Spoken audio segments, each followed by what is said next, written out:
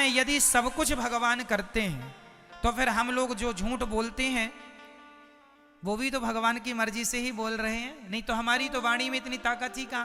भाई जो हो रहा है भगवान करा रहे हैं। हम सच बोलें तो ईश्वर, बुरा करें तो ईश्वर, भला करें तो ईश्वर, सब भगवान कर रहे हैं। तो इस बात को यदि आप हमसे प्रश्न करें कि महाराज जी इसका समाधान दीजिए, तो आओ मैं एक दृष्टांत से इसका समाधान देता हूं। क्या सच्ची हमारे झूठ के गुनहगार भगवान हैं? क्या सचमुच हमारे चोरी के गुनहगार भगवान हैं? आओ इसे एक दृष्टांत से समझने की कोशिश करते हैं। आप रेडी हैं?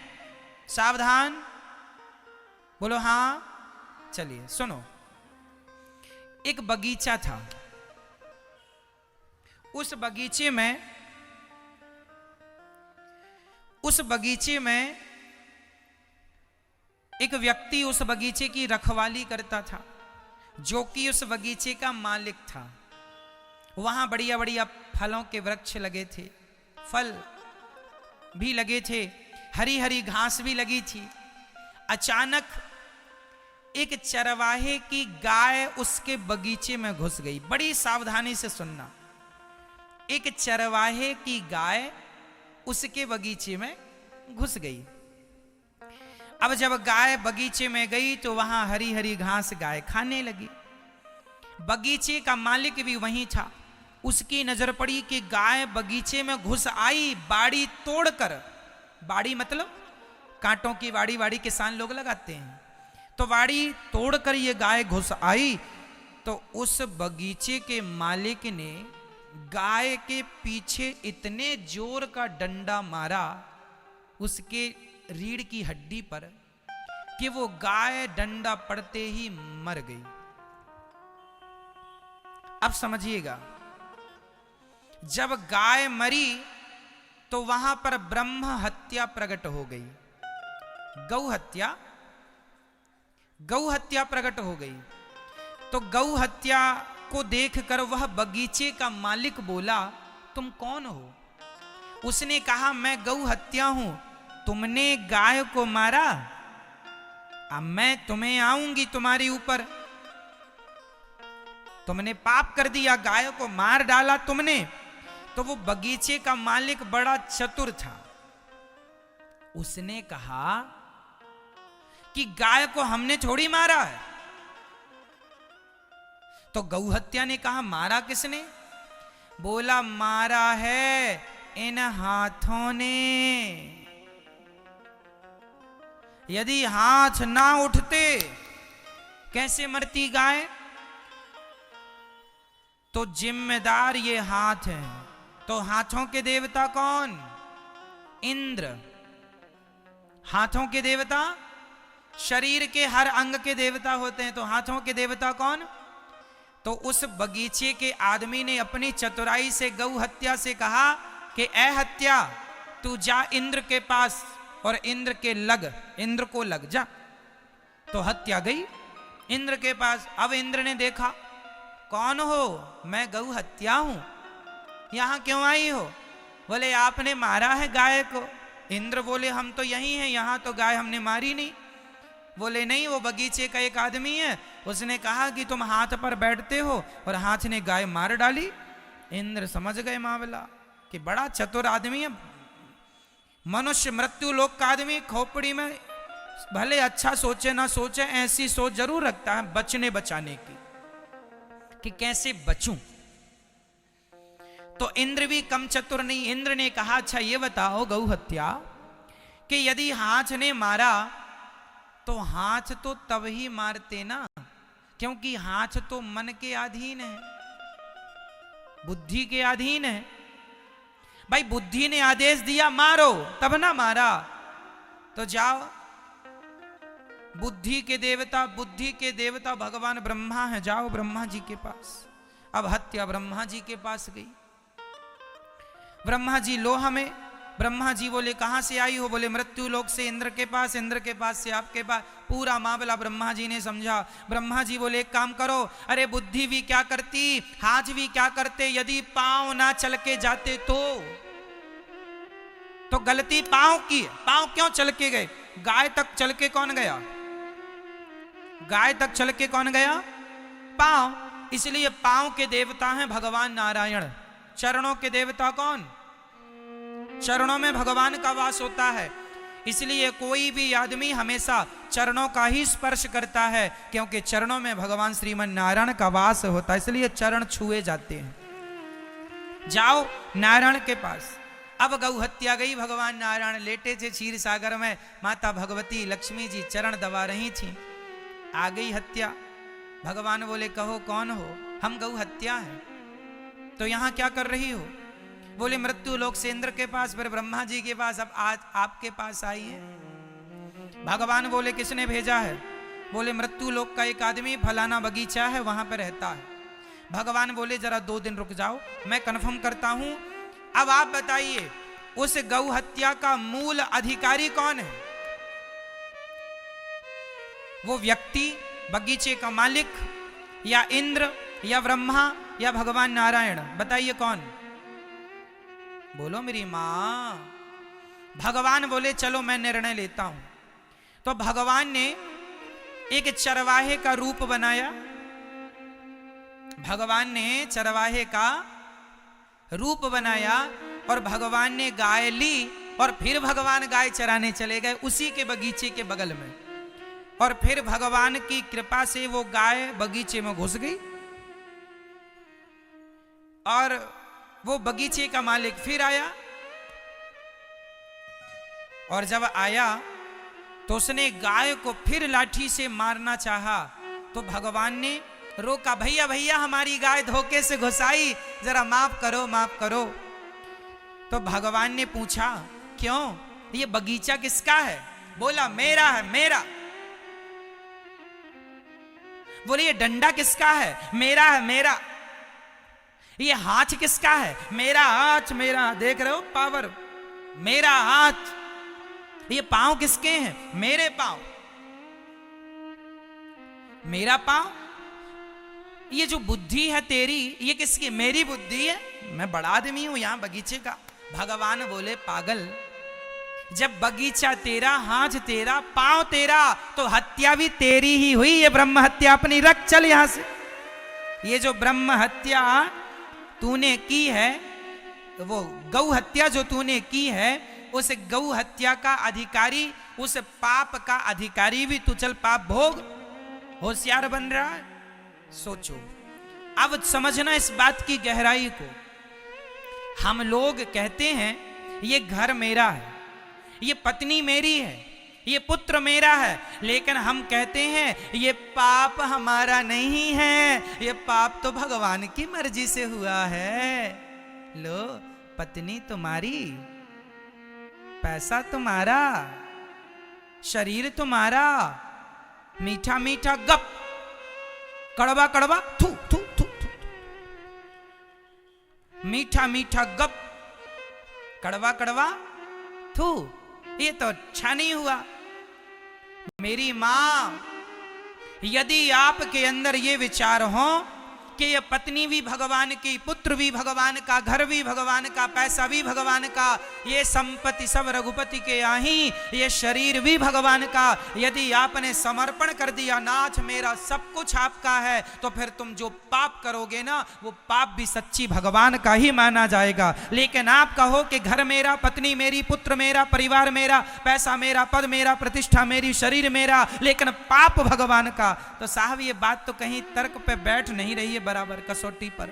सब तुम्हारा है तो फिर पाप भगवान का कैसे हो गया? फिर झूठ जो तुमने बोला है तो झूठ की अधिकारी तुम ही कहलाओगे, भगवान क्यों कहलाएगा?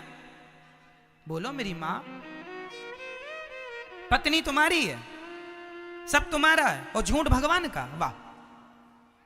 यदि आप सच्चे भक्त हैं और आप कहते हैं कि सब कुछ भगवान का है, यदि आप दिल, दिमाग, मन, बुद्धि से मान लेते हैं कि ये सब कुछ ईश्वर का है, तो मैं आपको लिख कर देता हूं, यदि तुम मान लोगे कि ये शरीर भगवान का है, तो तुम्हारा हाथ कट जाएगा, जरा सा भी तुम्हें दर्द नहीं होगा, क्योंकि मान लिया है तुमने भगवान का है, तो दर्द भी भगवान को होगा, तुम्हें नहीं होगा। ये उच्च कोटि की साधना और भक्तों के लक्षण है। कई भक्तों की कथा आती है जिन भक्तों के लोगों ने हाथ काट दिए थे। सदन कसाई की कथा मैंने आपको सुनाई, कई महीने पहले सुनाई थी, दोहरा देता हूं आपको।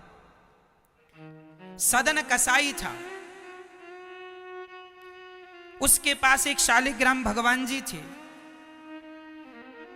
शालिग्राम भगवान जी से वो मांस तौलता था, उसी शालिग्राम से वो 2 किलो भी तौल देता था, 10 किलो भी तौल देता था, 5 किलो भी तौल देता था। किसी साधु ने कहा, अरे पगले, ये शालिग्राम भगवान है, इसे तुम तराजू में रख करके बताओ, मांस तौलते हो, बड़ा तुमने गलत व्यवहार किया। तो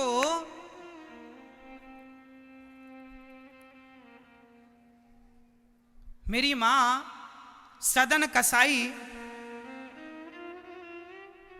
जो थे, उन्होंने, संत जी ने कहा कि आपने भगवान को तराजू में रख के मांस तौला, ये तो भगवान का बड़ा अपमान कर दिया आपने। एक काम करो, ये भगवान जी हमें दो, हम इनकी पूजा करेंगे, दूध दही बढ़िया। तो संत जी भगवान जी को लेके चले गए। अब संत जी ने उनको दूध से, दही से, घी से, शक्कर से नहवाया, बिठा दिया। अब रात को भगवान ने सपने में संत जी से कहा, अरे संत जी, हमें आप क्यों लेके आ गए? हम सदन के पास खुश थे। क्यों? बोले वो हमें रोज झूला झुलाता था तराजू में, रोज झूला झूलने का मन करता, रोज तराजू ऊपर नीचे 50 बार झूला झुलाता, हम बड़े खुश थे उसके झूले में, और तुम यहां ले आके बिठाल दिए हमें, बस 2-4 मिश्री के दाने दे दिए, हो गया। हम संतुष्ट नहीं हैं आपके पास, हमें जल्दी दे के आओ। आधी रात को बाबा जी को सपने में भगवान ने कहा, दे के आओ। बाबा जी जागे और सदन के घर का दरवाजा खटखटाया, भैया खोलो। सदन से ठाकुर जी दिए, ये तुम्हारे भगवान हैं, तुम्हारे पास आने को मचल गए। सदन के सुनते ही आंखों में आंसू, वाह प्रभु, धन्य हो गया मैं, सारी दुनिया आपसे प्यार करती है, मैं सफल हो गया कि आप हमसे प्यार करते हैं, आपने हमें चाहा है। तुरंत ठाकुर जी को लेकर सदन जगन्नाथ चल पड़े। कहां चल पड़े? जगन्नाथ जी की ओर।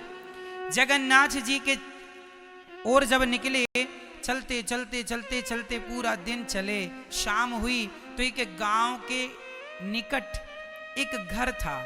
उस घर में एक महिला और एक पुरुष रहा करते थे।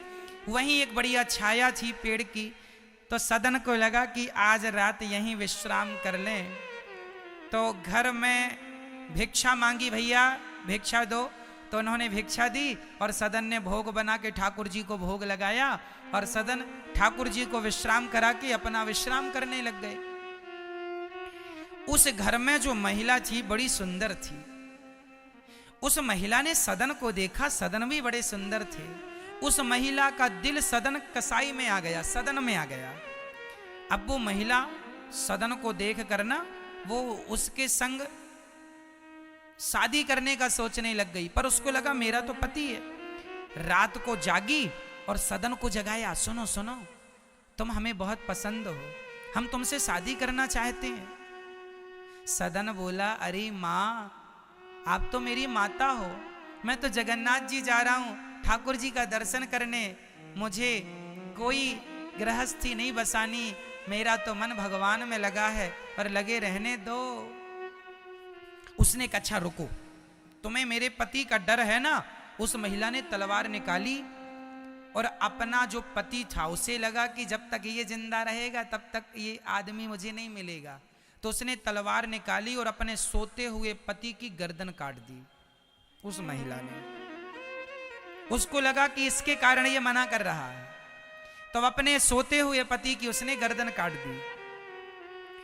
और सदन के पास आकर बोली, सुनो, हमने अपने पति को मार दिया, अब तुम्हें कोई टेंशन वाली बात नहीं, हम लोग इसे जमीन पे गाड़ देते हैं, आज से तुम हमारे पति बन जाओ।